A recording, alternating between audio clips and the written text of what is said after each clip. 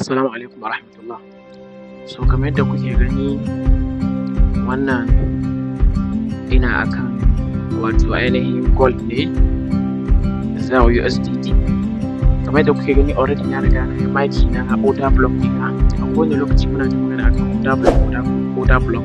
Order block ita wata strategy wacce take idan mutum ya iya ta ita kadai ya rike ta, so zaka ga abubuwan da zaka samu su da yawa. So always abin da ake bukata shine one setup one trade, ya kasance strategy ɗaya za ka ɗauka ka yi mastering ɗinta kawai ka iya ta ka dinga trader a kanta. Idan ba ita ba so ba wani strategy wanda za ka yi. So yana da kyau ku fahimci wannan.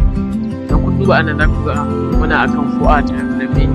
So already na riga na yi maki UI ɗina na order block wanda definitely ina jira idan price ya shiga na, so na san definitely zai push down. So idan kun duba already price ya shiga ya reach VUI ɗina, wato ya shiga cikin order block ɗina, so kuma gashi definitely ya fara push down.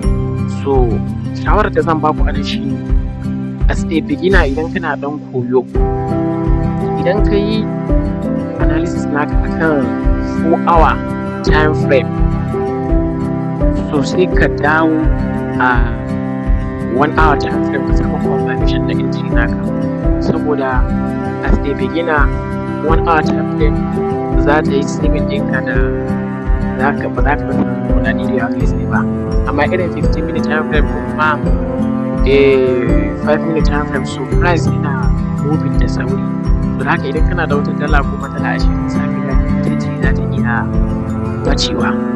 So idan kun duba na already na riga na analysis ina wanda definitely idan price ya je na san zai dawo already daga nan. So abin da za ka yi shine idan ka yi analysis ɗinka na order block, kamar yadda na gaya muku yadda mutum zai gane order block, na yi muku bidiyo ka a baya. So za ka yi drop down into 1 hour time frame, za ka dawo ne akan 1 hour time frame ka samu confirmation da entry naka. So idan kun duba gashi nan order block na already na ya maki da shi a 4 hour time frame, so ga mu yanzu akan 1 hour time frame. So kafin ka shiga akan order block dole kana buƙatar ka samu confirmation din, ka samu tabbacin cewa wannan kaso ya kamata ka shige ta. Na ɗaya ka samu break of structure, na biyu ka samu change of character wanda yake already kun riga kun san shi, sannan a cikin wannan wato change of character ɗin ka samu order block a cikin inside da kuma fair value gap. So idan ka samu wa'innan abubuwan da na lissafa guda 4, so yanzu kana da damar da za ka shiga kasuwa. Ka samu confirmation na cewa lallai tabbas kasuwan nan yanzu kan za ta yi selling ne ko kuma za ta yi buying. Idan baka samu confirmation akan wa'innan ba, kar ka yadda ka shiga kasuwa. Idan baka samu confirmation akan wa'innan ba, kar ka yadda ka shiga kasuwa. Kowane lokaci ya kasance kana da wato trading plan, trading strategy wanda ya kasance cewa idan ma order block ce kayan makin ɗinta, so price ya reach na VUI ɗinka, so sai ka dawo akan 1 hour time frame. In ka analysis akan 4 hour time frame sai ka samu confirmation da ita.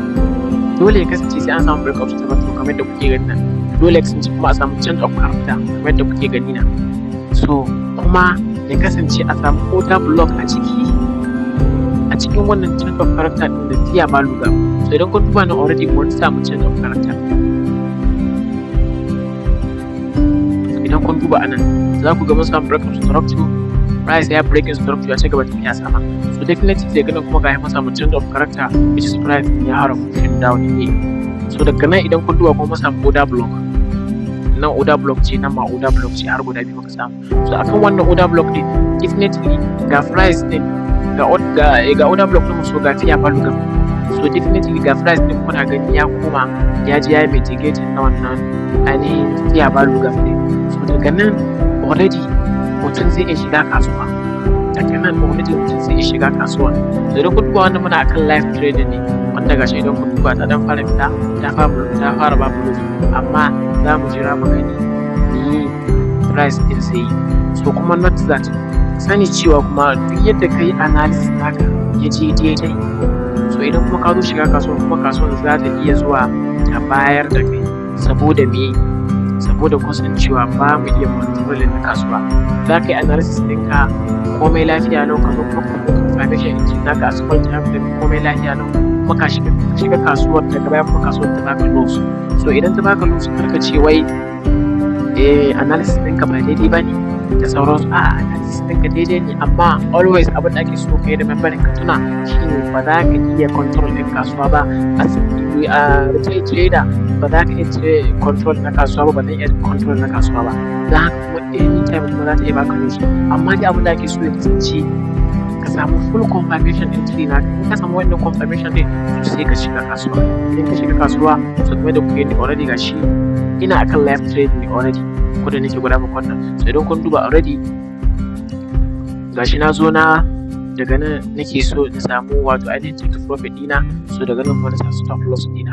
So za mu jira zai muku showing na result so an jima abinda wannan market din ta yi. So don haka kuma yadda nake gaya muku, duk lokacin da kai analysis naka akan 4-hour time frame as a beginner, so kamata ya ka dawo drop down into 1-hour time frame ka samu confirmation da entry naka.